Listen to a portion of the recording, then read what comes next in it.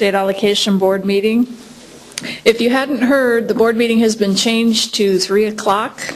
I'm sorry, 4 o'clock. It was at 3 o'clock and it's now 4 o'clock. And it is at the Department of Education, which is located at 1430 N Street, and it's in room 101.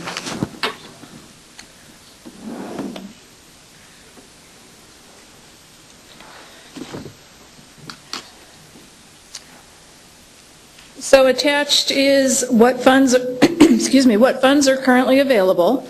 And as you can see, the most recent bond sale, April of 2012, we have $599 million, in which today we will be making some cash apportionments, which is really good, on today's board agenda. From that, you can see that between April and May, we have dispersed about $330.8 million in fund releases. So that's also a good indicator that money's going out the door. Our next pie represents the remaining new construction bond authority for Proposition 1D, 55, and 47. Currently, we have $374.5 million remaining. We've apportioned over $14 billion in projects, and what's on the unfunded list right now is $458 million. We do have quite an extensive board today, a lot of hot topics, a lot of items, so several of us will go through and provide the highlights. The first one is regarding the Charter School Fund Release Program Advanced Site and Design. What this is we are asking the board to consider a 6-month extension for charter schools. Back through May and August of 2011, the board set aside about $94.2 million specifically for the charter schools to participate in advanced site and as well as design plans. They were given until May 2nd of this year to come in and receive those funds. However, several districts had some problems, extenuating circumstances, and some needed just a little bit more time. The purpose of the cash was to allow the charter schools to play basically on a level field with the regular SFP projects.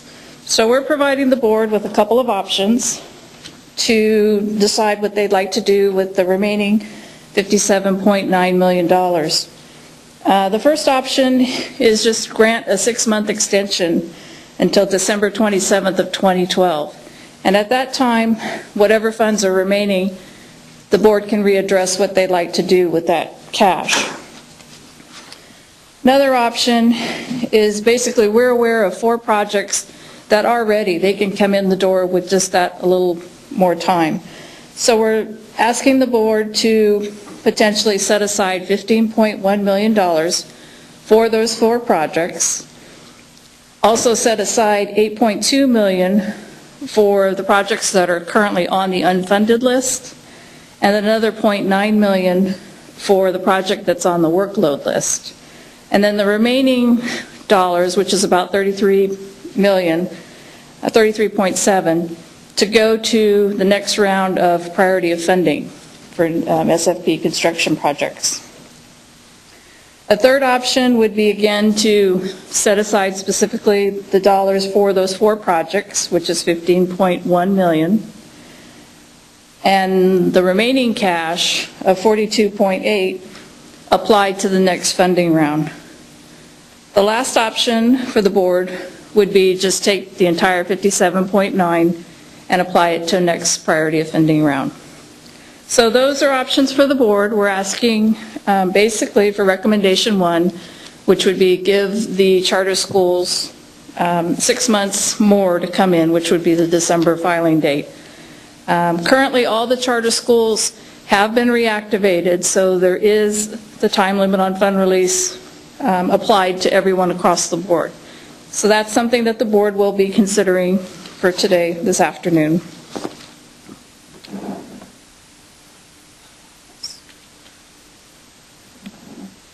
The next item I'd like to brief you on is methods for accepting school facility applications once bond authority has been exhausted. This has been a really big topic. As we're coming to the end of the bond cycle and authority is getting less and less, we've been asked to consider some options and bring back to the board for their consideration what to do next. This item was originally talked about in one of the subcommittees and then referred to the implementation committee, where we've had lots of good discussions, lots of thoughts and processes of what to do for this situation.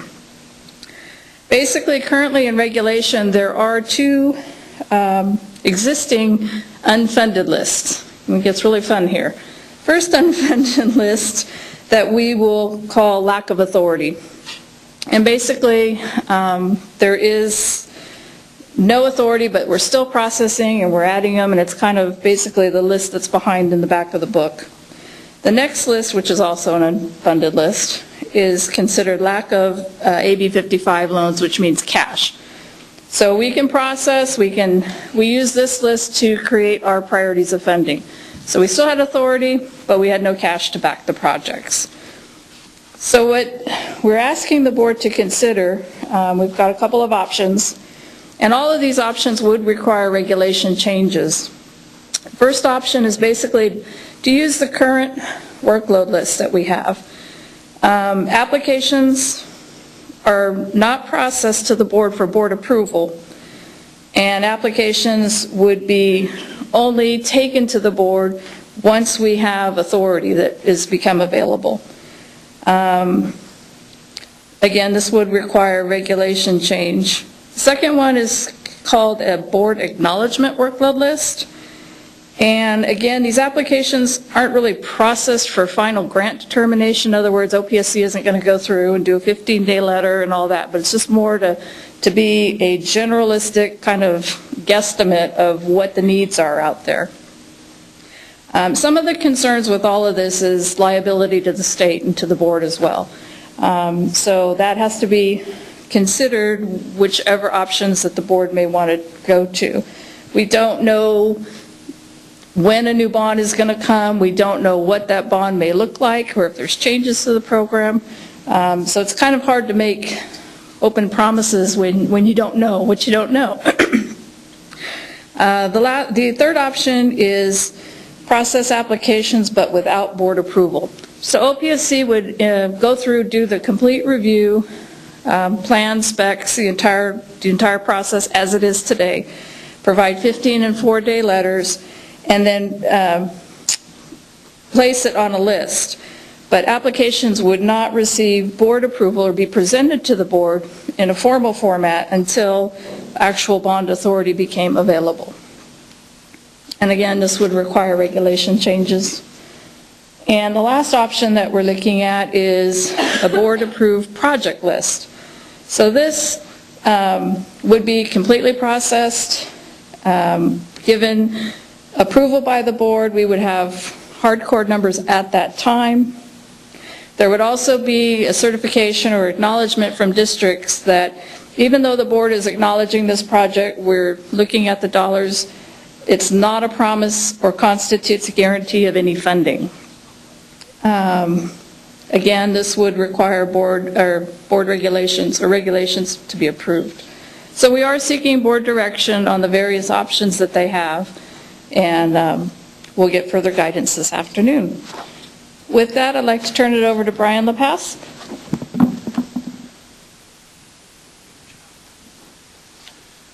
Good morning. I'm Brian LePass with OPSC. I'm going to take you through a few more items. Bear with me on this one. It's a little bit complex from the financial point of view. We're presenting an item today for options for funding joint use projects that we received back in early 2011. I know that's been a while. We had limited authority left in that fund. We only had about $600,000 remaining from our Prop 1D allotment for joint use projects. And we got I believe it was 11 applications this year. We got a few more, but a few had to be, a few kind of filtered out. We ended up having 11, I believe, that are on the attachment today, and they need a total of a lot more than $600,000. So we were going out trying to find other funds in other areas where we could transfer into the joint use program and try to fund these projects. We've historically always been able to fund them all, and so we were trying to do that again. There's a balancing act that goes there because, first of all, we have limited authority. Second of all, there's not always this ease of transferring funds. It's a complicated process. There's a lot of rules that apply, a lot of things that you have to look into, and we had to get AG's opinion, things like that, so it took a while. Basically, though, we were able to find, well, I should say, let me back up a little bit. In April, the board said that they'd be willing to push forward $4.5 million to the Joint Use Fund if the AG's opinion panned out okay from Proposition 1A funds. We were able to find, long story short, we were able to find $4.5 million. We're transferring that over to the Joint Use Fund for it's the 3 top projects that are on our list. We're going to be able to fully fund those 3 projects. They're in the consent portion of the agenda today. This item is really about what do we do for the other 8 projects that we have that are past what we have funds for. The 4th project on the list, well, after we fund the first 3, there's, I believe, let's see, $536,000 that will be remaining for the next project in line. We asked them, we have regulations that say if we don't have enough to fully fund the next project in line, we'll offer that amount to the project. They can decide to accept that apportionment as a full and final partial apportionment, or they can say, we'll pass, we'll take our chances, see what happens. This district said, right now we'd like to pass, but we really want to see what happens with the board because we know there's an opportunity for more funds, and so we want to kind of see what's going to happen. So that's where we're at with the 4th project. So with all that background, we have 2 options in the item. The first option would be to transfer an additional $1 million from Proposition 1A modernization monies. This would, Proposition 1D, not 1A, 1D. This would cover the next project in line fully. It would end up funding the first 4 projects. Of course, the counterpoint to that is that we are really limited on our mod authority right now. I'll discuss it a little bit later, but we've actually exceeded the amount of authority we have for modernization and Prop 1D, what we have left in our bonds, on our workload. Our workload exceeds our authority at this point, so authority is very limited, so that's something to consider if we're going to be transferring money out of there or not.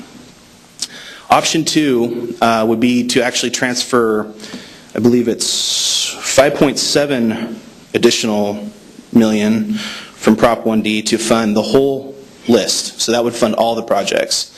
All 11 of them would be funded and they go on their merry way. So the board's going to consider those 2 options tonight. Like I said, the first 3 projects are already in the consent agenda. They will be funded. The other important thing to remember here too is these projects are getting cash. So they're not part of the priority and funding process. They will be under the old, not that old, but the former time limit on fund release requirements, which is an 18-month requirement. So that's something important to keep in mind too. And also, that's something the board's going to consider tonight because if we do transfer those funds from Prop 1D, there's a chance that that money might not go out for a while. We have the 18-month thing looming over us that I just spoke about. There's also a component of the joint use program that allows projects to come in and get approval, even apportionments, under preliminary plan sets. If that's the case, they have 1 year from their apportionment date to bring in final DSA approved plans, so that could extend the timeline even further. And in a time when we're trying to get money out as quickly as possible, that's the whole idea of priority and funding. That might be something the board thinks about tonight when they're considering if they're going to transfer cash for these projects. If the board takes no action, if they decide they don't want to adopt option 1 or 2, because we have a lack of authority, the remaining projects on the list will be sent back to the applicants. So we're still going to have that $536,000 left over that I spoke about after the first 3 projects are funded. We'll go down the list and we'll offer that. If people take it, they can have it. If not, we'll go to the next project. That's the way our regulations work. So once we complete that process, anything left unfunded will be sent back because we don't have any more authority remaining. Does anybody have any questions about that item before I move on? Okay. Next one, prevailing wage monitoring grants. As you may know, Senate Bill X29 was approved recently, and what that does is we used to have labor compliance program grants for projects that were funded out of Proposition 47 or 55. We now have prevailing wage monitoring grants, which is a little more, it's different. The grant's a little different, the way it's calculated. It's a quarter of 1% of the total state proceeds for a project. That's the cap on it, I should say. And it is apportioned to any projects that are awarding contracts after January 1st of this year, 2012. So we had some projects on our list that were already apportioned. The ones we're taking as part of this item, there's 38 of them. They were apportioned in either December of 11 or March of this year. And we're going back and we're adding prevailing wage monitoring grants to those 38 projects. It's a total of little over $105,000. And so it's pretty straightforward. That's really what we're doing. We're giving these projects the PWM grant, as we call it, on top of their prior apportionment. Because it's a separate apportionment, not an errors and omissions or something like that, we can't backdate those approvals. So we're not going to go back and add the prevailing wage monitoring grant to the former apportionment. We're going to give it its own line item. And because it's such a small amount, and there's not that many projects, we decided we'd try to give those projects cash. So that's what this item proposes to do, is actually give them cash for these PWM grants. And also, like with the joint use projects, because it is cash, it's outside of the priority and funding process, they'll have the 18-month time limit on fund release requirement. And just kind of a point to that, this is not an automatic fund release. If you have a project that's getting a prevailing wage grant, it won't be an automatic fund release. You will need to turn in a 5005 for the balance. It'll, a few $1,000s, whatever it is. But we think that, I think there was 35 out of the 38 projects on that list that we're giving bumps to have already come in and released funds, gotten funds released for the larger construction portion of their project. So we're pretty sure that money will go out quickly. We're hoping it will, but they will be subject to the 18-month timeline. They will have to submit a 5005. I think that covers that item. It's pretty, like I said, it's pretty straightforward. We're just approving grant bumps for about 38 projects that were apportioned before. We also have tonight proposed regulatory amendments to the priority and funding process. Just a little bit of background on this. In February of 2012, we presented a report to the board that talked about the process, and there was some concerns about the way it was working, and the board wanted us to kind of look into ways to improve it. There was a few projects that came up that presented some interesting scenarios that we hadn't really tackled before. So we did go forward to the implementation committee, and it was in, let's see, I believe it was March and April when we discussed this. And there was mainly 3 questions that the board asked us to address. I'm going to kind of go through those questions a little bit and talk about them. The first one was that when funding becomes available, should they only be apportioned to projects in the current round? So we get a bond sale. Who should that money be for? Should it just be projects that are yes certifications in that funding round? Should we carry it over? What should we do? Well, typically when we do a bond sale, we apportion all that money, or very close to all of it.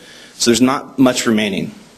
If we do have residual funds, or if we get funds back, like say from a rescission, if somebody rescinds an app, we get a few $1,000,000 back. People were asking, why couldn't you just turn around and apportion that money? Well, there's a process that takes place. Once we get funds back, that's the first step in the process. We still have to do fund reconciliation. There's I don't know if many of you followed those implementation committee items, but there's lots and lots of bond funds we have. It's not just a few, 4755 1D. There's all these sub-funds and all these other rules that apply to all the different parts of those bond funds. And so it's a complicated process to reconcile funds. Also, there's a process that takes place at the State Controller's office that takes time for a review. And additionally, OPSC sometimes needs to do additional fiscal reviews if there's financial hardship or things like that that could take time.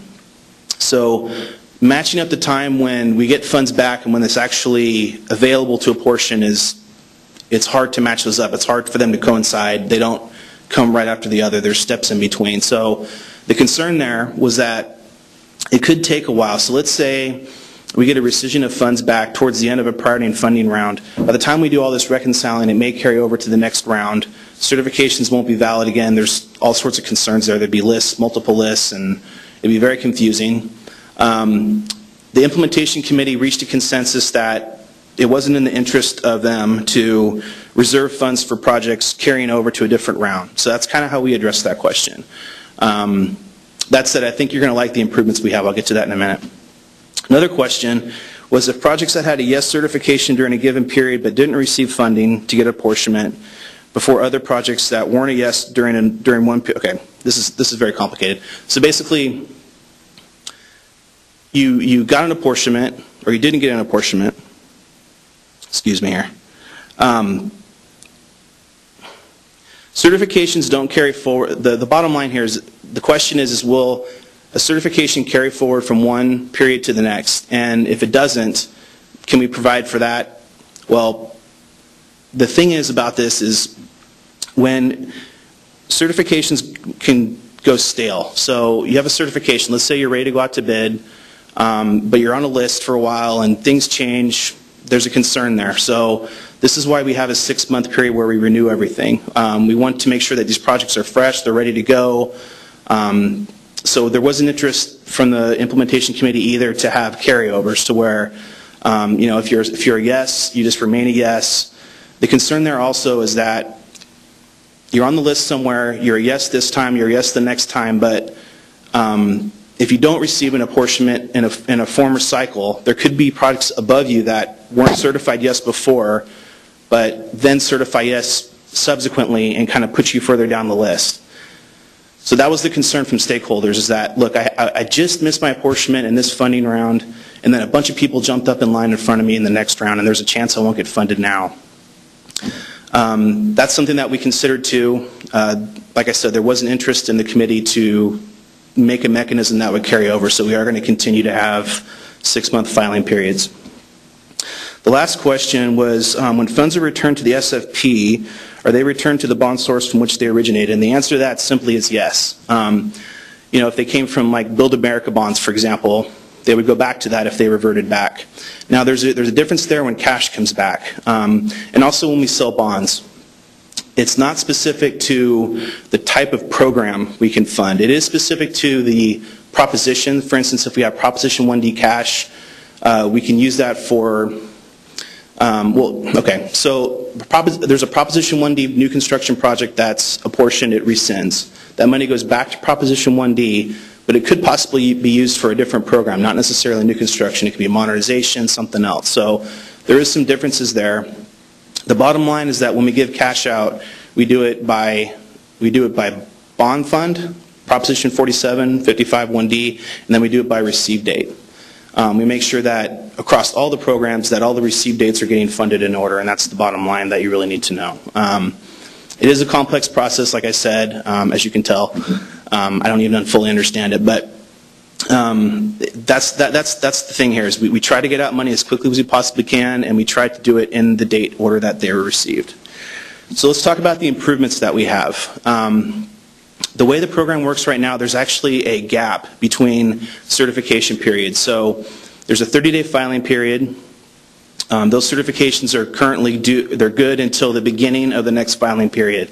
So during the next 30-day filing period, there's no certifications that are valid. And there was a concern there that limits the time the board has to actually make opportunities to make apportionments. So what we did is we created a new mechanism to coincide with bond sales that are typically in the spring and the fall. And the new timelines that we're proposing would be a certification filing period from the middle of May to the middle of June, which would allow us to make apportionments between July 1st and December 31st. And then there'd be another filing round with certification period between mid-November and mid-December, and that would cover apportionments between January 1st and June 30th. So the entire year is covered. There's not a board during the year at all where we won't be able to make apportionments if we have cash available, and that's really the main idea behind this.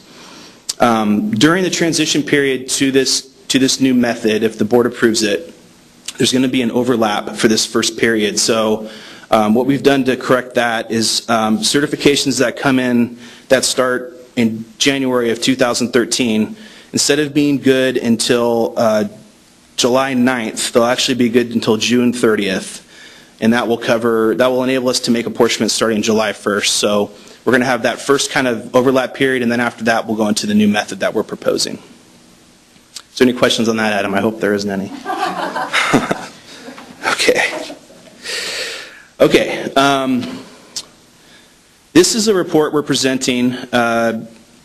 Speaking of the unfunded list, there's a lot of projects on there that we've noticed that haven't sent in any certifications for the entire time we've had this list.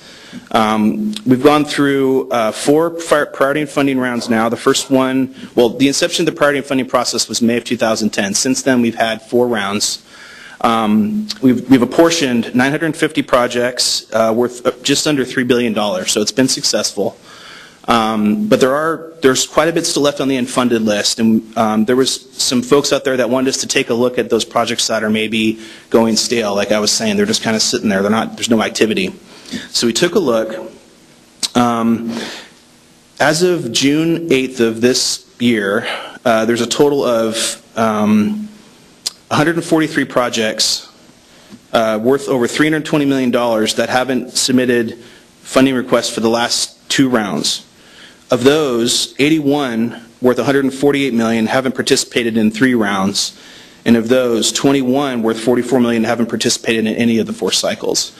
So you can see there's quite a few projects on there that haven't participated in over a year, and then there's even more that haven't participated in longer than that. So that is something we're presenting to the board for their consideration. We have, if you have an agenda with you, I don't have the slides up here, but we have a pretty neat looking pictograph that shows, it shows a breakdown by the different programs. So you'll see that it's not just new construction or modernization apps, it's all over the board. There's lots of programs that this is affecting. So it does kind of show you, of each of those, the 2-year or the 2-cycle projects, the 3-cycle and the 4-cycle projects, what they comprise. So, if there's how many new construction, how many CTE, etc. That's kind of neat to look at. And our recommendation is just for the board to acknowledge this report, but we're also asking the board if they would like us to consider kind of studying this a little bit more, looking at, examining it and seeing if there's anything we can come up with that maybe regulatory amendments or other things we can do to stimulate these projects and get them moving again. So that is kind of the ultimate goal of this item, is to see what the board wants us to do. Do they want us to kind of leave this alone? Do they want us to take a look at it? I mean, the main idea behind this is we do have, authority is limited. These projects are basically standing by. They're reserving bond authority that might be able to be used for projects that are ready to go, and that's definitely in the interest of our state right now, the way the economy is. So that's really what this item is all about, is just to consider, what should we do about these projects that appear not to be ready to go. They're kind of sitting there, reserving authority, they're not doing anything. So that's really the main impetus behind this. Before we start overcrowding relief, is there anybody with any questions on anything in the agenda today? Okay. Brigitte Ball is going to come up and discuss overcrowding relief grants. See you guys soon.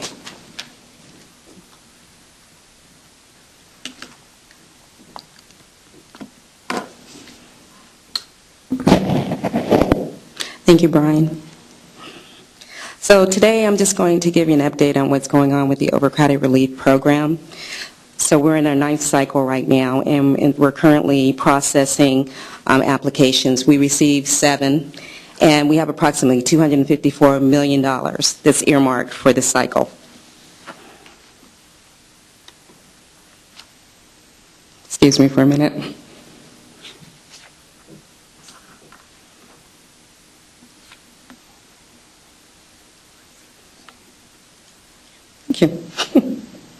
Technology. So in the 9th cycle, there's approximately $40 million that's going to be earmarked for this round, and any balance from this 9th cycle will move into the 10th cycle, which will be approximately $214 million. Applications for the 10th cycle is due on July 31st of this year, which is pretty close, and so really urge you to hurry up and get your applications in. If there's any funds that are still available after the 10th cycle, then what will happen is we'll go back to the State Allocation Board and ask for them to give us further direction on whether or not we'll have subsequent cycles or, other kinds of things that we can do with the funding. So tips on the overcrowding relief program. One of the most important things is for you to check with the CDE website to make sure that your particular site is eligible for ORG funds. And then from there, you would submit a 5004 to the Office of Public School Construction. And within the 5004, please make sure that you fill out items 2I and 3. Make sure they match.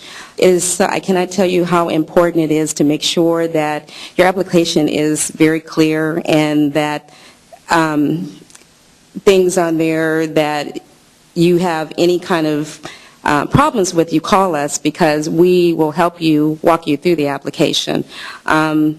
It's a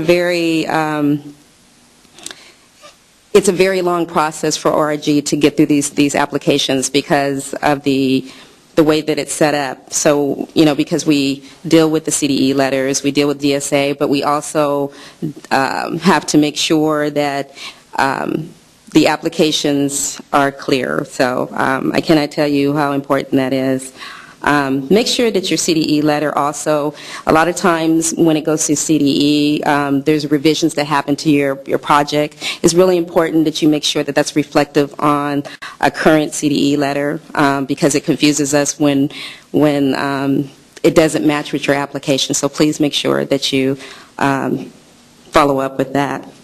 Also making sure that if you're submitting hybrids, hybrids is when you have a new construction project or a modernization project that's associated on that site with the ORG project. It's really important that you let us know in a cover letter so that we can actually pay attention and make sure that if you're not submitting all of those applications together and if they come in separate, we can prorate appropriately and make sure that we're giving you the grants that you are entitled to.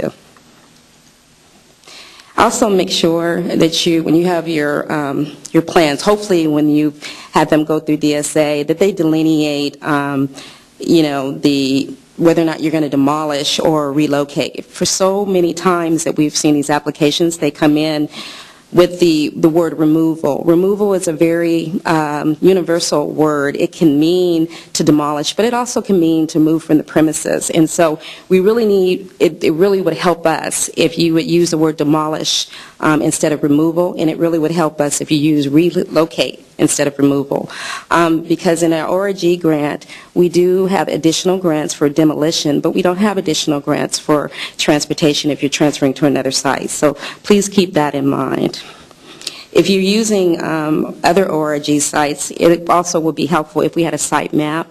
And the reason why is because it really would be helpful to us to know where you're pulling from as far as those portables. So if you could submit your map, that would be very helpful to us.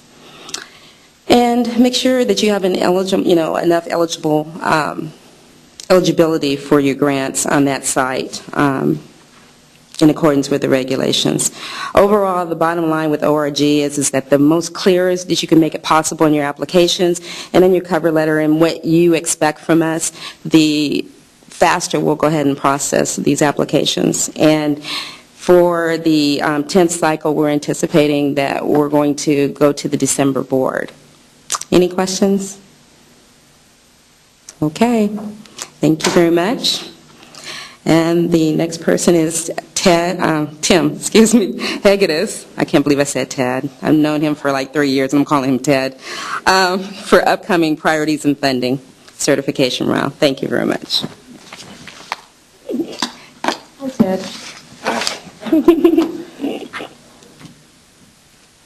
I didn't really have time to prepare a way to mess up Brigida's name, so I'm just going to talk as planned then, I guess. So for this,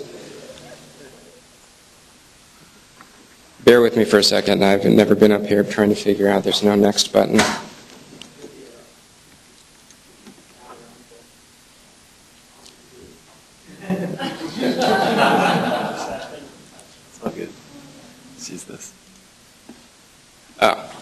there's no arrow for people saying to push the arrow. All right.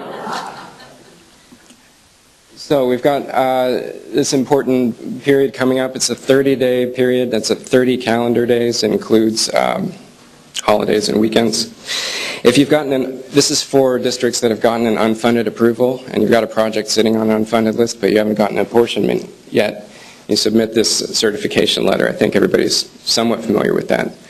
But if you're not, this applies even if you've submitted a letter in the past, maybe for every round in the past, but you haven't gotten funded yet.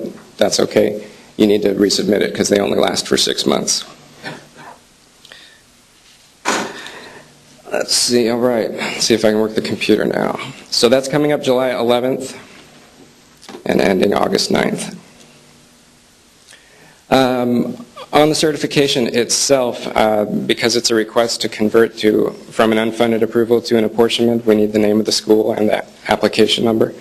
We also need it to be on official district letterhead and a real wet signed signature, so no photocopies, no color prints that look a lot like a signature but aren't a real wet signature. And then it's just helpful to give a district representative phone number, if there's a consultant involved, their phone number, somebody that we can contact if there's an issue with the letter. For the content of the certification itself, there's a good document on the OPSC website under quick links. On the right side of the website screen, you'll see that says Procedures for School Facility Program Funding. This is a really good document because the content of the letter, which is basically 3 bullets of certifications, can just be copied and pasted. So that makes the certification process a lot easier because you can just directly copy and paste.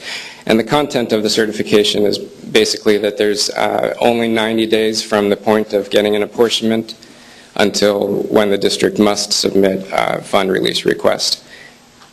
Further, the district acknowledges that if they don't do that and they don't meet that 90-day requirement, then the application goes right back to the unfunded list, and not with the unfunded date that it had before, but with a new unfunded date at the bottom of the list that's equivalent to an unfunded approval of 90 days from the apportionment. So it goes way down to the bottom of the list. And this is just kind of more of the same, waiving the 18-month timeline and acknowledging the 90 days. Certifications have to be physically received at the OPSC by the deadline, and here's the address there. And if you send it, please get it certified, get some kind of FedEx tracking, something that you can monitor it and make sure that it was actually delivered. Invariably, there are a couple letters where we're getting a lot of calls at the last minute or the last day or later saying that we thought we submitted it, and it's just really helpful if you have some kind of tracking, because then we can talk to our mailroom and have it located a lot more easily. Now, that original wet signature has to be from an authorized district representative, and if you haven't had any forms coming into OPSC in a while, you might have an outdated district representative in our records, or if you've had some administrative changes at the district. So check with your project manager to find out who's authorized to sign the certification and the fund release form. You can go on our website, again under quick links. It's actually a helpful little part of the website.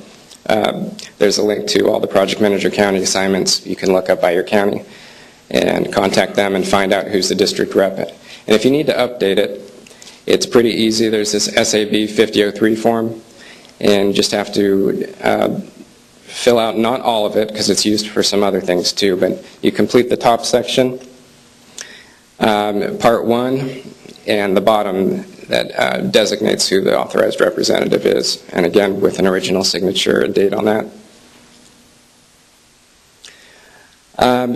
Aside from the requirements I've already mentioned, there are a few things you can do just for peace of mind and to make it a little easier on us and the district. Is feel free to follow up, and you can email your project manager or email me. You can leave voicemails. This is really helpful to include all projects on one letter. If you have multiple projects that you're certifying to, and some districts are certifying to 10-plus projects in one round, it's helpful and perfectly fine to put it in just one letter, so we're not keeping track of all the different letters. If you are delivering by hand, if you're in the Sacramento area or have somebody delivering it, it goes to the Business Services Office here at the Ziggurat in West Sacramento, and someone here can direct you there. And when you do come, you can go ahead and get a copy of what you brought stamped so that you have something to bring back to your district, to your board, and just for tracking purposes, if you ever need to correspond with us about it, you've got a copy of exactly what was received and when. However, we do need hard copies. So photocopies aren't helpful. PDF documents emailed, it's not going to do any harm, I suppose, but we can't accept that as accepted. So if you email it on the last day and thinking that it's going to get delivered, hand-delivered a few days later, that wouldn't work. And again, the individual letters for each project can get cumbersome when there are a lot of projects. And then when you do fill out the fund release form, the 5005, there will be special requirements and boxes to check depending on the type of project you have. If it's charter, in the instructions it'll tell you what you need to submit, but for example for charter it would be a copy of the charter agreement, and there are some additional certifications and boxes to check for each of these categories. So just make sure you read over the form. It's only one page of instructions, pretty straightforward. Are there any questions about this upcoming round? July 11th? No? Okay, then I'll turn it over to Lisa Jones, who's going to talk to you about the OPSC website and I think another topic or two.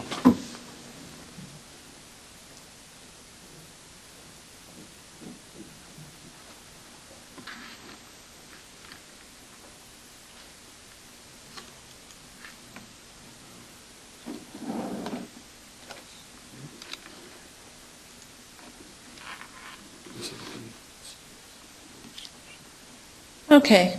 Good morning, everybody. Lisa Jones with OPSC. I'm going to just spend a few moments on our wonderful website here. This right here is our home page, and we're going to go through some of the accordions down below here. So under Hot Topics, I'm sure that everybody's aware of those are items of worthiness to the whole community of school districts. It affects all of us, not just one or two people. It talks about bond sale proceeds. It gives you an idea of new members to the board, priority funding rounds, etc. So it's all good stuff here. I would encourage you to look at that maybe once a month, see if anything is tantalizing to your taste. The next accordion I'm going to go through is the meeting information, and this is basically where you will find the OPSC events calendar. You'll find information regarding the State Allocation Board. You'll find information regarding the implementation committee meetings. And if you click on, and I'm just going to do this real quick, if you click on the State Allocation Board here, it'll take you to the actual SAB web page. And if you look here under quick links here, it's our archives, and it gives you everything, electronic agendas, webcasts, transcripts, and we'll just go to May, for instance, and there was nothing in May. So we'll go to April, and here we had the pre-SAB forum, the SAB meeting. You have the index agenda transcript webcast, you have the audit subcommittee hearing, etc. So those are just some little things that you can look at when you're on the SAB web page. Going back to the home page again, under bond accountability here, I just want to point out that if you can go ahead and look under SFP project search, and you can find your project, and then underneath that is the Proposition 1D, 55, 47, and 1A. These are all apportionments that have been made to projects. Status of funds here, this is posted to the board, or actually posted to the website about 2 weeks after each board meeting, after it's been reconciled, and so that's pretty handy information. I'm not going to go through everything here, so just bear with me. Online applications, you have project tracking. This is where you can go ahead and query a project. You can search it by project number, by county, for SFP projects. You can also do the same thing for lease purchase project, and I know that there's a whole lot of people out here that barely know about lease purchase, except for maybe Bill Savage, okay? Just kidding. Anyway, so that's what we would do.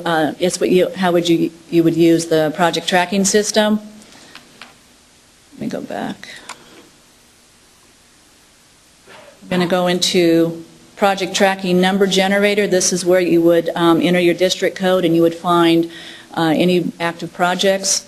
However, I want to let you know that if you have issues on trying to access this, you can go ahead and send an email to OPSC Application Review Team. They will be the ones to, help you get your password and get you going on this particular application. Let's see, online. We also have the grant calculator, which I think a lot of folks out there use, and then we have the project information worksheet, which is something that, everybody uses as far as the status of their projects, the increments as they do their 5006s. And so basically I just wanted to go through that. I was going to try to find that. On the quick links here, we have OPSC electronic meeting notification sign-up, so that's an ongoing thing. If you feel like you ever wanted to receive everything, become greener and get everything paperless, you would go ahead and sign up on this. We also have like the annual adjustment here for the grants that we do every year, and the biennial index adjustment on developer fees right here, the most current. This way you don't have to go through all the do more than, click the button a lot more than once. This is the SFP unfunded list for all projects. The one below it here is for the certifications that have been submitted, so this will be the one that everybody likes to get clued into. Here's an overview of our state school facility programs. I do want to take you over here real quick. Let's go to forms. Forms by number. We have our current forms here in numerical order. They're all here ready to go. For instance, here's the 5004. Okay, this is the newest rev date of April 12th. And we do encourage everybody to make sure that you are using the most current forms for any programs that you're submitting applications under. I just wanted to highlight that. I would like to also highlight resources. And let's go into laws and regulations. Under school facility program, you have your SFP approved regulations, which would be the most current approved regulations, and you would find that date up here at the very top, 5/15 of 2012, May 15th, okay? Also, we have, oh, there we go. Sorry about that, folks. Too quick.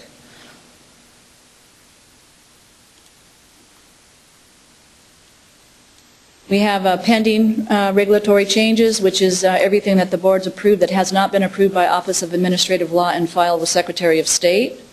So we have about 5 things going on here. I'm not going to go into detail about that.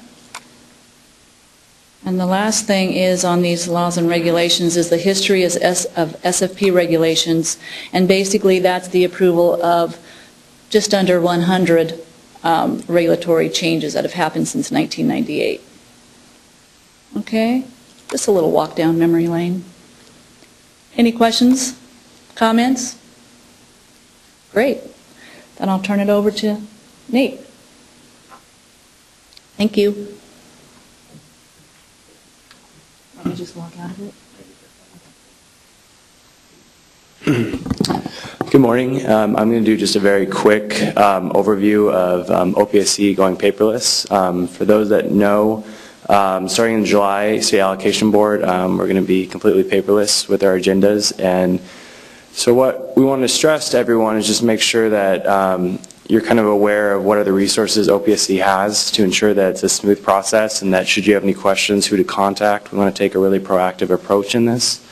So let me just show you really quick on the website, and then we'll move along. If you notice on our OPSC homepage, just our general page, if you look under meeting information on the accordion, or middle of your page there, what you see here is the State Allocation Board meeting, and what you see here is the agenda You see revision packages as well. They're available to you. You see the index.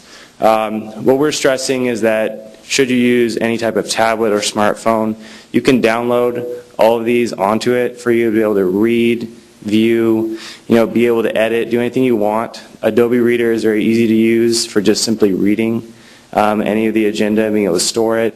There's several applications such as GoodReader that allow you to edit the document for your purposes and save it by date.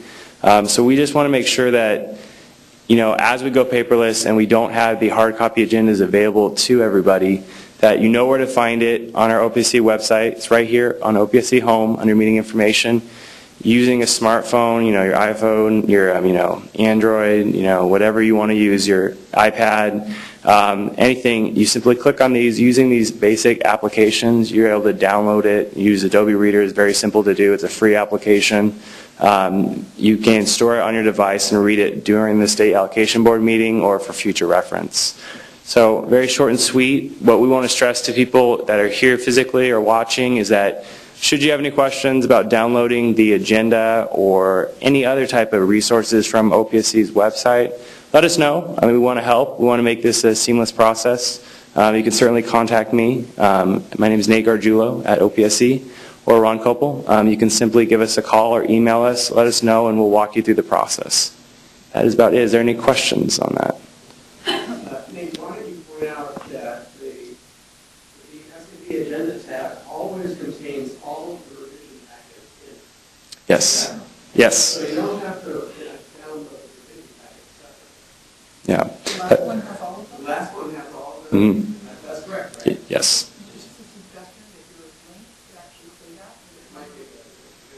Yeah, absolutely. That's something we can. Let me. Sure, we can. When they post a revision packet, they're also updating it. That's correct. Am I correct? Yes, the SAB agenda does get updated in its entirety on a daily basis, and when the revision packet is linked back, it's pretty good. If you want to just isolate what that's correct. Yeah. That would be wonderful. Yeah. Sure.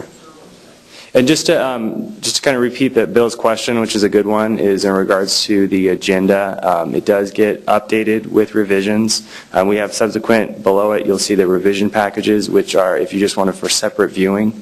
So that's a good question that Bill brings up, and we certainly want people to be able to use this information and be able to find it and readily available.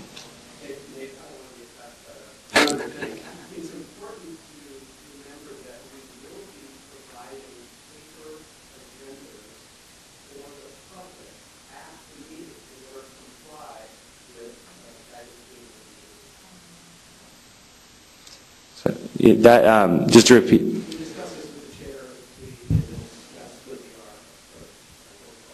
Sure.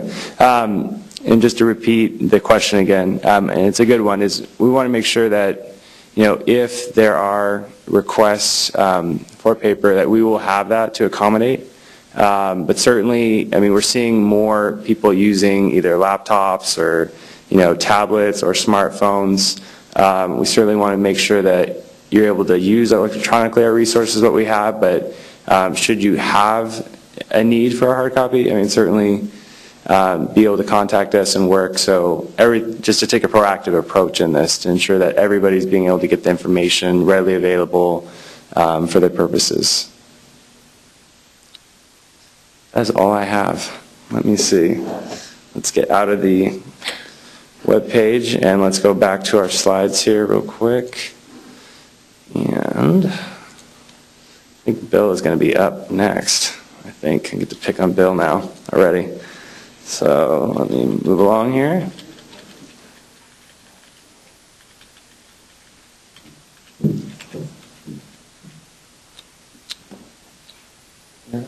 Thanks, Nate.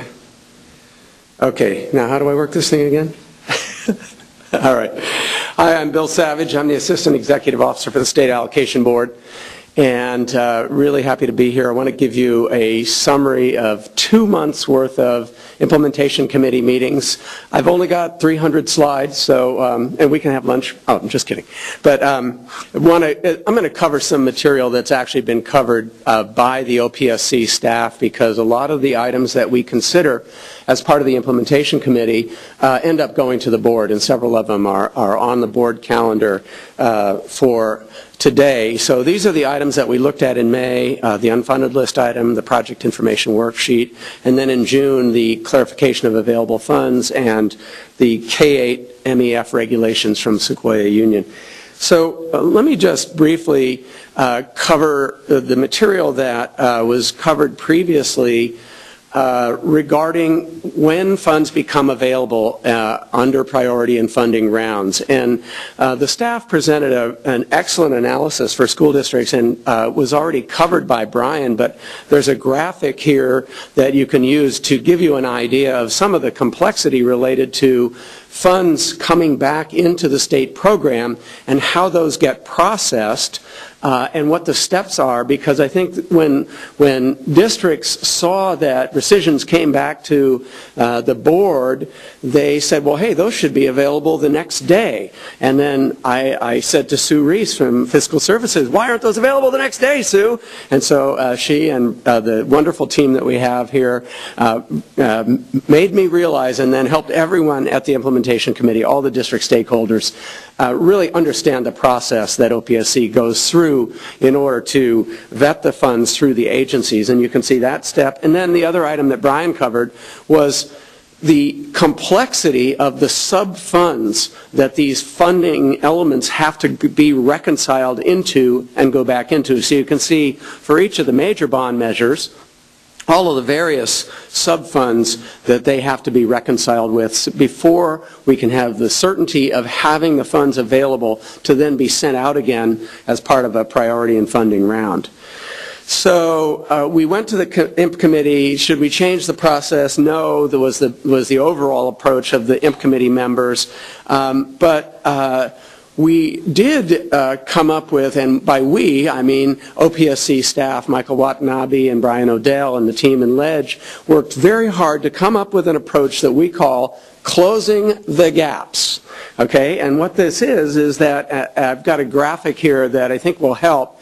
If you look at the top of this chart, this graph, you'll see that there are, in the current regulatory structure that we have now, there are 4 board meetings that are shown on there in red that we're unable to make apportionments at because of the way the filing periods overlap with the end and the beginning of the certification periods. And so what staff did is to propose a very simple regulatory change that's shown on the bottom, where those gaps, by changing the start dates and the finish dates of the filing periods so that they come before the eligible apportionment dates, they've closed the gaps. And now, under this process, I went to swipe the screen because I'm so used to using my wonderful iPad now to make this go. I'm sorry, I'll go back to the button with the arrow on it, Tim?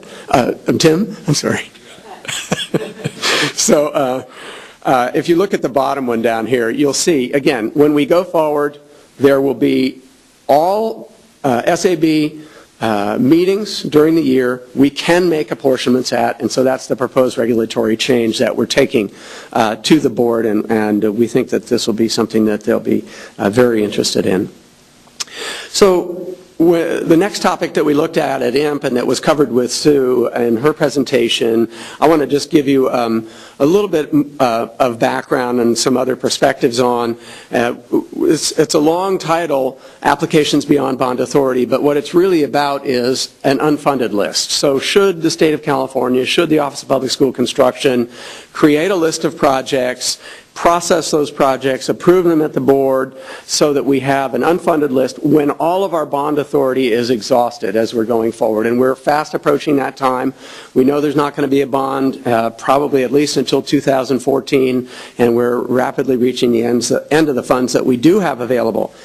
And I think the most important thing this is probably the easiest way to look at this, is as a graphic, and that is that We talked at length in the committee about these questions, but staff prepared 4 different options that you see on the top of varying levels of processing of applications and varying levels of approval of those applications by the State Allocation Board.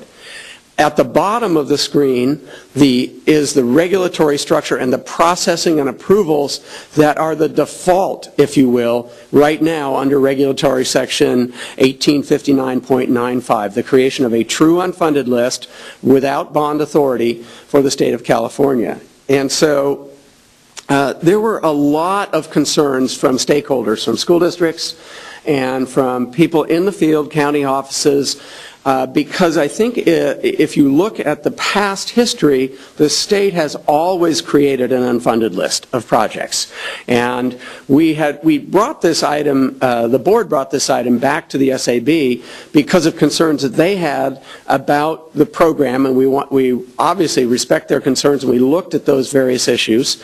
But and that is, that was mentioned by Sue, are we going to create a liability for the state by essentially approving projects for which we have no authority? And many of our board members are very clear that they want to see significant changes in the program, and so would we be giving someone a funding amount that would potentially change significantly? Example, what if the state share changed from 50-50 to 60-40 district? So districts provide 60, that's just a what if. So all of the applications and approvals that are made based on 50-50 then would need to be recalculated potentially, or would you grandfather all the apps that you had in place on an unfunded list into the old program? And then the concern there that we hear from board members is, well, hey, you're going to take up all this bond authority on a new program with an old program, didn't we want to start afresh, something like that. So we really wrestled with those issues at the implementation committee meeting, had an excellent discussion, and before I get off of that, it's important for everyone to know at the allocation board meeting, if the board takes no action, the unfunded list as it stands now under 1859.95 stays in place. And one of our favorite topics at the implementation committee is the project information worksheet, and we continued both in May and June to look at changes to the project information worksheet, including what you see here are the first round of simple changes to the worksheet, including auto-populating. So on the left side at the top, the approach that will now happen when you pull up on the screen over the internet your PIW, when you put in your project number, it will automatically put in the funding amounts that are contained in the 5004, and so this is work that districts now have to do themselves by hand. And one of the discussions, just you can stand up and cheer in a sec. Okay. So you know, one of the discussions and things that I think OPSC heard and we all heard was, hey, you already have this information. Why do we have to put it in again? And I think staff did a great job of coming up with a way to make that work. The second piece is the auto calculation, and that's shown in yellow on here. So various fields that request a data that essentially pulls it from another area on the chart or performs a calculation, including in the project cost section that you see over on the left side, and in the square footage areas, and in developing the cost per square foot section. So these numbers will now automatically calculate when the numbers are filled in the project cost area and in the square footage area. So that's stuff that the districts had to do before. So again, I think meeting the goals that the board had set for us, which was to streamline and make this easier to do for school districts. And the other piece that we talked about is shown on this graph, and that is, do we change the number of submittals for the PIW that is required for the project information worksheet? We had a lively, is that the word? Discussion, a lengthy and lively discussion at IMP committee about this, and there was not actually, I wouldn't say there was total consensus about where to go, but where what staff is recommending and what I think is appropriate as a first step is that we would be looking at not requiring the second submittal, so that we would have our first submittal with the 5005, so we have initial information going in, and our final submittal, which, as everyone recognizes, the final submittal on a PIW contains the most accurate information in terms of actual data to be able to use for the school's facilities program. And so what we're going forward with now is a removal of the second submittal and just having the first and last submittals as the two required submittals for the PIW, and this will be taken to the board at a future meeting. So there were, as I noted here, ongoing concerns, and we will be taking up the PIW again at the upcoming meeting in July, and our next meeting is on July 12th, a Thursday, and we're going to be looking at the PIW again. The final item that we looked at our June meeting was the use of grants. The best part about working here is, besides everybody's names, is the acronyms. I mean, we have the most amazing acronyms, and almost as good as the Defense Department. Not quite, but we're going to get there, I'm sure. So UOGs are use of grants for MEFs, minimum essential facilities, and we had a lively discussion informed by our friends from the California Department of Education, or CDE, and this was looking at some of the issues related to the flexibility that I think districts want to have. Could you use a grant for minimum essential facilities, use of grants? Could you use that to create a hybrid facility where you have a K-8, you don't need a full gym, you're eligible to build a full gym, but you can save money by combining the gym with your multi-purpose room? Under the current regs, OPSC was unable to give the flexibility to approve that, and what we're looking at is a regulatory change and to be able to give additional flexibility to districts in the future going forward. So we'll finish up this discussion in July also, and our meeting is July 12th, and we moved the meeting to a Thursday, partly in anticipation of potential Friday, can I use the F word? Furloughs. I'm sorry, furloughs. So potentially we'll be off, and I guess we'll have some clarity about that. But we did move this meeting. I'm sorry, what did you have? Oh, okay, thanks. All right. Briefly, I got everybody here waiting in the wings to come on, and I'm the only thing standing between you and DSA. How's that? Okay, so I want to give you an update on the audit subcommittee and the procedures that we're going through to look at the audit regulations at the State Allocation Board as part of the OPSC process. The audit subcommittee members are shown here, chaired by Senator Lowenthal, and the board had asked the audit subcommittee to review the status of the implementation of updated audit recommendations, and I prepared an update for the committee, as did OPSC staff, and the committee met on April 10th, 2012, and we looked at work completed to date, we looked at what was in progress and what was incomplete. OPSC looked at their work and also presented a draft program review handbook. And all these materials are available. When Lisa went through the website, if you go to the April, for example, under the meetings archive section, you can find all of the actual materials that were presented at that location for your viewing pleasure. There were concerns by the members of the subcommittee of the State Allocation Board on audits that there hadn't been as much follow-up or implementation of the recommendations as they might have liked. And they asked us to reconvene the audit working group and to look at the previous recommendations, what alternatives there might be, to review the approach, and then to report back to the subcommittee. So the audit working group met on June 5th, and this is a really amazing group of people who are professionals in their field, including from the State Controller's Office, FCMAT, school districts, county offices, and professional auditing firms. And they just have an amazing knowledge of auditing and fiscal controls that I think is really important to inform the discussion.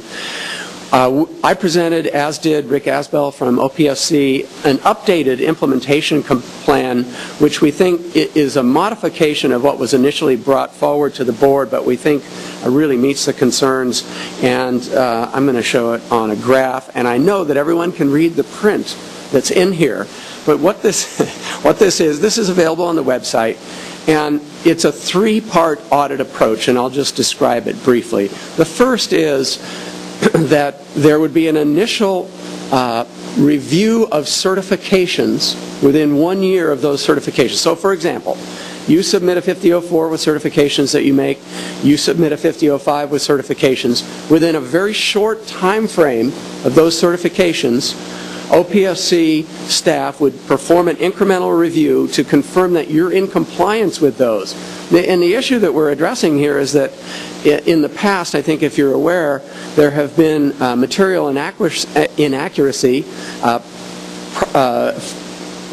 items that were brought before the board where these kinds of reviews were done 6 years or more after the certifications were made, and it creates some serious issues because of the time, including the building up of interest penalties on the money that's due, if it's due back, etc. So having an initial review within a year of certifications is the first part.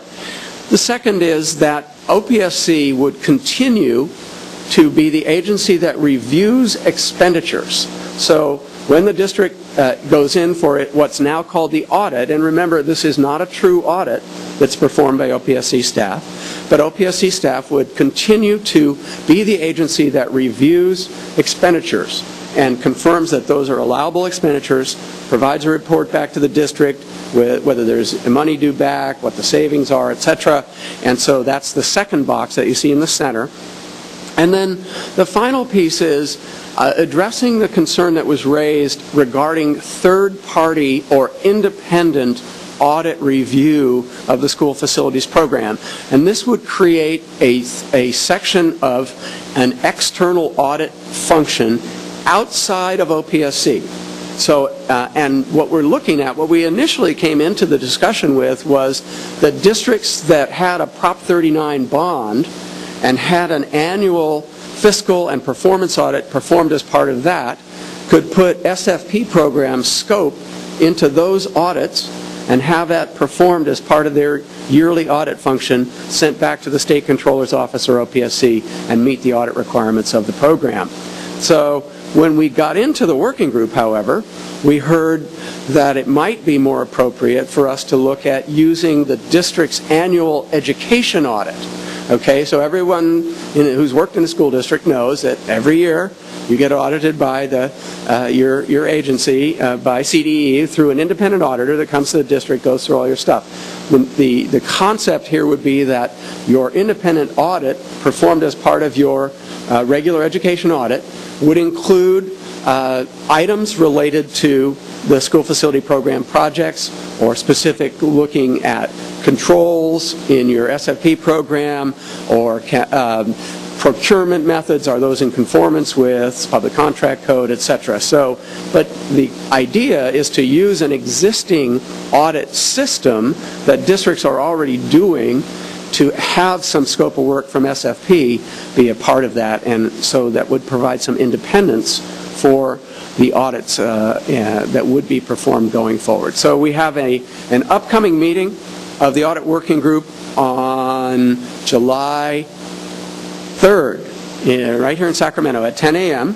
and we'll be in the Capitol, room 447, and look forward to meeting everyone there. I think that's, oh, there it is right there. So, and we're going to look at preparing updated recommendations to the audit subcommittee. We anticipate we'll have one more audit working group meeting after this one, and that we would take some updated recommendations back to the board in September. So I think that's my last slide, and I want to, what? Question?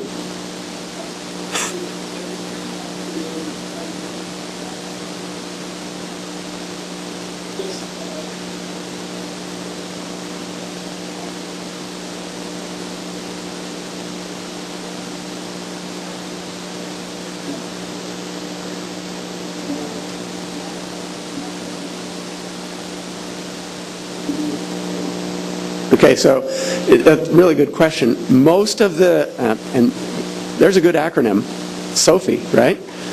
Okay, tell me what it means again, Sue. Okay, never mind. That process of determining eligible expenditures would actually still be performed by OPSC in the second phase. This is a three-part system: incremental review of program certifications, expenditure reviews, and then if there was one of the things that we're talking about here is, when is there a need for an external audit? If and many what auditors speak in terms of risk assessment, right?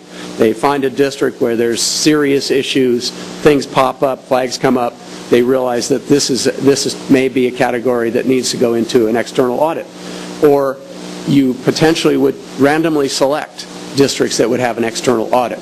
Most of the expenditure reviews that would generate the SOFI would be done by OPSC still.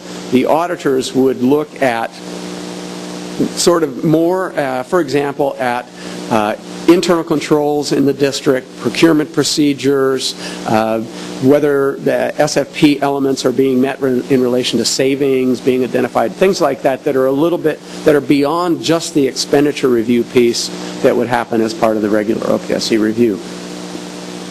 But your other point about having the training and having those auditors understand the program is a good one. And part of what we're doing is we do have a member on the audit working group, a couple members who are part of the education audit committee, and so they will be working with us to develop that. Hope I answered your question. Sorry, that was a lot longer than it. All right. Great. So I'm going to turn it over. Is this going to go right into DSA? Perfect. Thank you, everybody.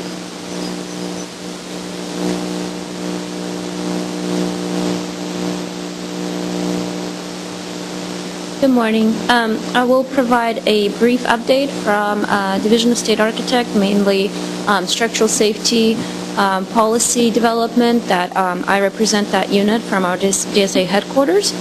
And the last update that we provided was in April. And at that meeting, I highlighted the current project that we're working on, which was preparing for the triennial code adoption and development of JSA regulations. So in April, when I spoke to you, I gave an outline of what administrative changes we were proposing. Now that it's June, I am happy to report that we did finish our notices and proposed regulation text, and we have filed it with the Building Standards Commission. Sorry for the acronym here. Again, so the Building Standards Commission submittal was last week, June 20th. The anticipated approval date here is spring 2013, and that mainly applies to our administrative regulations. All the technical regulations, which I'll show you what those parts refer to, are actually effective January 1st, 2014, and they're going to be known as the 2013 California Building Code. But for the purposes of this audience, I think the most important changes are contained in our administrative regulations, and those, like I said here on this slide, will be, we anticipate them being approved on spring 2013. And that approval is linked to the Building Standards Commission meetings when those occur and the actions by the commission are taken. I'm saying here on this slide that proposals would be posted on the Building Standards Commission website. When I checked on Monday, they weren't up there yet. I believe the Commission is gathering code proposals and notices from various agencies, DSA, OSHBOD, California Energy Commission, etc., and packaging those and preparing them for posting on the website. Once that happens, we will also have a link available on the DSA website. And you could see the proposed regulations. They're formatted similar to what OPSC does, where the new text is shown as underlined and the text proposed to be removed is stricken through. And there's, with each document that contains the proposed changes, there's also a statement of reasons document that explains line by line the reasoning for each change, and the users can see which changes that we're proposing are editorial and which changes that we're proposing contain new concepts. And the submittal that we've made to the Building Standard Commission contains all these parts. So the Part 1, California Building Standards Administrative Code, would contain the proposed changes to our administrative regulations, how DSA operates and reviews and approves school construction projects and conducts field oversight. Part 2, 3, 4, 5, and 11 are those parts of the California Building Code where the DSA proposes amendments that would specifically apply to school construction. So, for example, in Part 2 where we propose all our seismic safety standards that apply specifically to schools. So goes electrical, mechanical, and plumbing code, and the Part 11, which is the newest part of the building code, is what we refer to also as the Cal Green Code, has specific provisions for schools. Those changes, 3, 4, 5, 11 parts, those changes are minor. Part 2 contains some changes, as we typically do in the triennial code adoption. Part 1 contains what we consider to be important major changes. And I believe on the next slide, I just highlight for you the major pieces of Part 1 changes. And I've mentioned them last time, but again, I want to highlight them again. Under the first bullet point, you see a description of one of the changes that we have is consolidation of testing and special inspection reporting. We see this as a very positive change. It's been endorsed by the major testing laboratories that participated in the development of this proposal. They represent Southern and Northern laboratories, testing laboratories, and their lead engineering managers were the ones that got together in a small work group to review the DSA proposals and present the changes, and then we in turn reviewed them with a larger group through our DSA advisory board. And what this meant to do is consolidate testing and special inspection under the umbrella of the lab. And this would provide oversight. Right now, for example, special inspection on a large project could be anywhere between 20 and 100 special inspectors for masonry, steel, etc. These inspectors, in essence, are individuals working independently, each one submitting testing reports, inspection reports, and also submitting verified reports. If one of those 100 verified reports is missing at the end of the project, DSA cannot certify the project. And so the idea here is to consolidate all special inspection reporting under the supervision of the testing lab engineering manager. We are leaving provisions in place for school districts to directly employ special inspectors rather than contracting with the lab, and that would be mostly used for small projects where there may be a small masonry job and there is a need for one masonry special inspector, for example. So we are leaving that provision in place to allow small projects not to be stalled by having to contract with a lab when it's not absolutely necessary, because the special inspection scope is very small. So I encourage you to get familiar with that proposal. Like I said, we'll have it available hopefully in the matter of the next week or two as a link on our website. So the next bullet point talks about strengthening project inspector certification criteria. This is going to have no direct impact on districts and architects. This is something that DSA conducts a certification program for project inspectors, and so this isn't pertaining to project inspector approval on a specific project. Rather, this pertains to how candidates get into the DSA project inspection certification, and once they are certified, then they can be hired by the school districts for project inspection. We're looking to strengthen the criteria, our criteria that folks would use to apply to get into our examinations. And we have 4 examinations. They're all by class, 1, 2, 3, 4, one being inspectors that are certified as Class 1 inspectors can inspect any project. Inspectors that are certified as Class 4, the lowest one, can inspect only the placement of relocatable buildings. So it's a gradual progression from Class 4 to Class 1. We're looking to build in education requirements into the application process. We're looking to recognize other code enforcement inspection experience, and we're looking forward to that change. And again, that's been endorsed by our stakeholders. And the last one change is important for school districts. If this change goes forward and approved by the Building Standards Commission, this will give DSA an ability to put a process in place by which school districts can legitimately replace project inspectors on ongoing projects and put systems in place that would ensure that that replacement doesn't cause uncertified project later on down the road because the records weren't transferred properly, the replacement inspector was never approved. Currently, that's a void in our process, and we're looking to fill that void by building in regulations and then a process that would allow us to have that would allow school districts to have a smooth transition between one inspector and another so that the project isn't harmed at the end and not being able to certify. So that's the highlights of our regulations. Like I said, the Building Standards Commission has just received them. They will be posting it on their website, and then they will be scheduling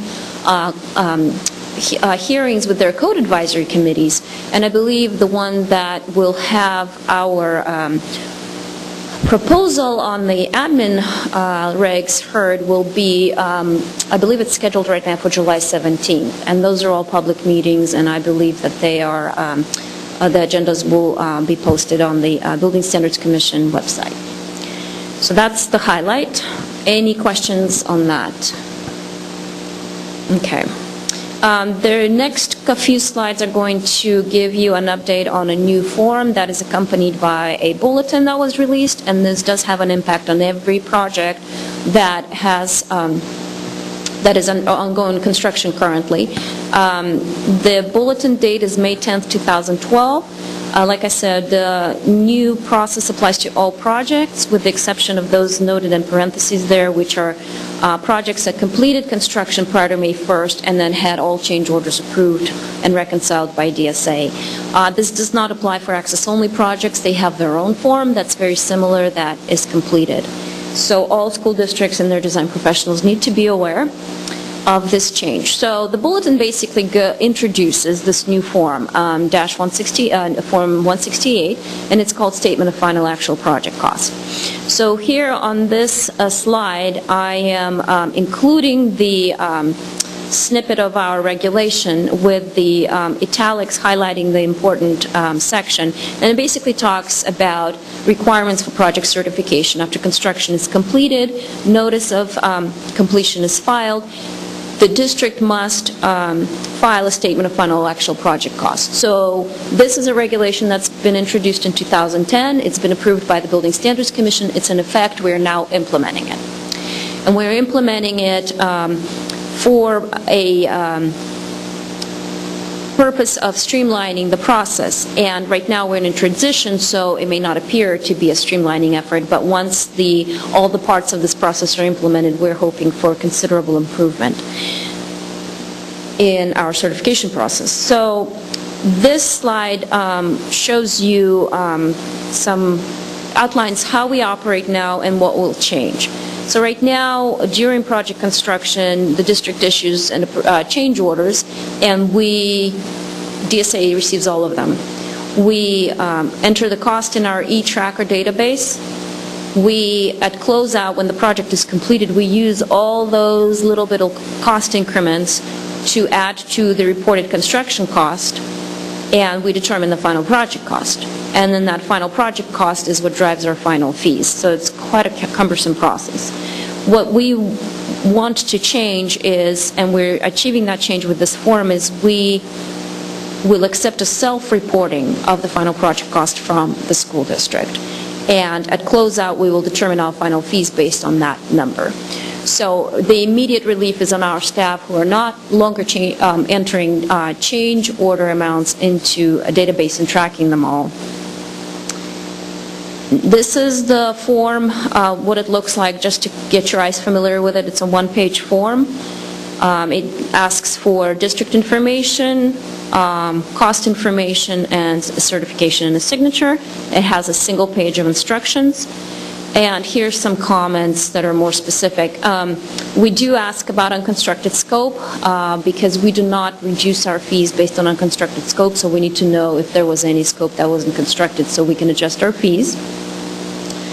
We ask to report original construction cost, any CM costs, and a total of all change orders.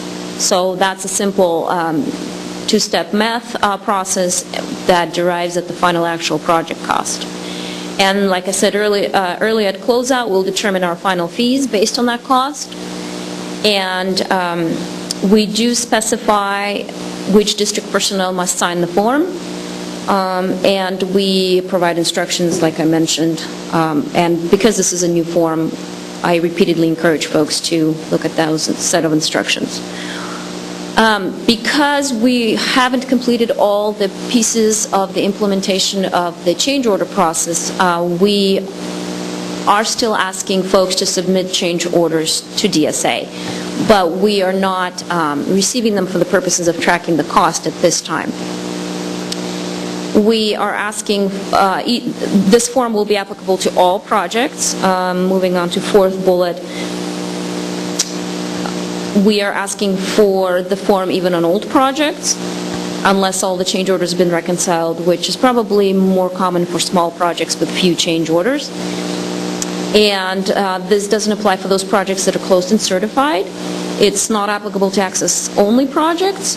And again, we are not considering deductive change orders because DSA fees for plan check and construction oversight do not take into account scope reductions. And before I go to our bin time reports, I will be probably in the next meetings providing other updates that relate to change orders, because we are looking at a long-term project that will streamline the DSA review of all change orders to where our ultimate goal is to look only at changes that were done to the construction documents during construction that pertain to structural, fire life safety, and access, and not having to review any administrative changes, any non-technical changes that made during construction, like cosmetic items, any administrative items such as change in the contract amount or contract period or anything like that. So that's a long-term project that we'll be probably updating you in these and other meetings and workshops. Any questions on this? So the most important message from me right now is that there's a new DSA form that's required for all projects. And my last slides basically provide an update on our bin status reports. These are posted on our website. Bin times have been somewhat steady, and as before I've mentioned, in our structural, they're staying under 6 weeks. There are some areas of our fire life safety and access reviews that the bin times are much longer, and that's based on the staffing available and the type of work that we receive in our offices.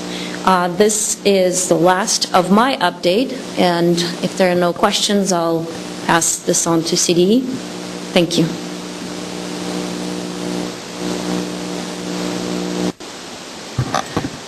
Good morning.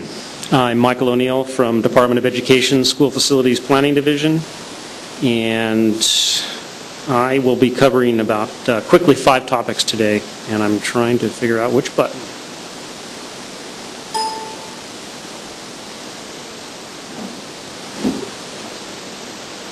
There we go. 5 topics today are some interesting stuff from the Office of Planning and Research, some new information about pipelines on our webpage, a new Educational Technology Task Force report that's due out soon, some election results for various bonds, and the reminder about the overcrowding relief grant. First, Office of Planning and Research, they conduct an annual planning survey of all the cities and counties in the state, and the 2012 version of that survey is now available on their webpage, and about 470 of the total 540 cities and counties did respond, so that's a pretty good response rate of 87%. One of the interesting results for school districts in particular is that 70% of the cities and counties have identified areas for infill development, and they use a variety of incentives to help promote infill development, including various bonuses for densities and height and reduced parking requirements and other things. So the school districts may want to be considering the implications of infill development upon their school facilities master plans or your plans that may have been because of declining enrollment, some consolidation or closing plans. Also, this is an excellent opportunity for considering what's underway now by the metropolitan planning organizations, the 18 of those throughout the state that are in the process of adopting a sustainable community strategies, which will also promote infill development. Another great question of the 2012 survey asked if your jurisdiction, meaning the cities or counties, are they working with school districts?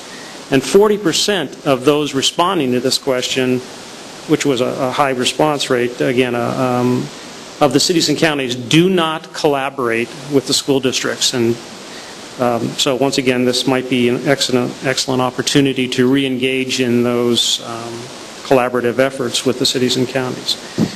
Of those that do collaborate, here is a breakdown of how they do so. 207, they use joint meetings of staff or, et cetera, of elected boards, task forces or committees, or other meetings and general plan update participation. Not all cities and counties responded, and some indicated that there's more than one way of interaction with school districts, but it's interesting to go to this report and see it. Also, some other news from the Office of Planning and Research is that the 2012 State Clearinghouse Handbook for CEQA procedures is now available, and the latest draft of the implementing guidelines for SB 226, which is the CEQA streamlining provisions, has been submitted to the Resources Agency, which will then start the Office of Administrative Law process. News on pipelines. As an outcome of discussions from a technical subgroup and a policy subgroup, CDE has now posted on their webpage an enhanced discussion of mitigation measures to help reduce the probability and the consequences of a pipeline rupture. And this is something that when your district hired consultants are preparing risk assessments, they may want to consider both this enhanced discussion of mitigation measures as well as the second area. There's other areas of attention. There are some, mostly these are technical areas or potential areas of update that your district hired consultants, when they prepare these risk assessments, may wish to consider when preparing those documents. So those, be aware those are on the CDE webpage now. Educational Technology Task Force. In March of this year, the state superintendent appointed a very large task force to assist him in the development of a new educational technology plan for K-12 in California. The task force was tasked with providing the superintendent with recommendations on how to bring 21st century tools into the California classrooms to improve teaching and learning. And they are expected to, that task force is expected to present their findings to the state superintendent by July 1st, so I would imagine that will be coming up, made available very soon.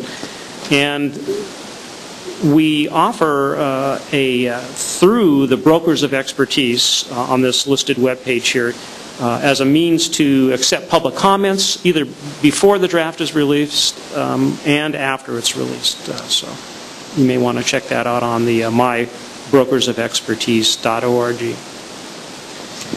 Some interesting statistics on the recent June 5th elections. 24 out of the 33 bond measures have passed for a total of $1.66 billion. That's more than a 72% passage rate. And then 2/3 of the parcel tax measures have passed.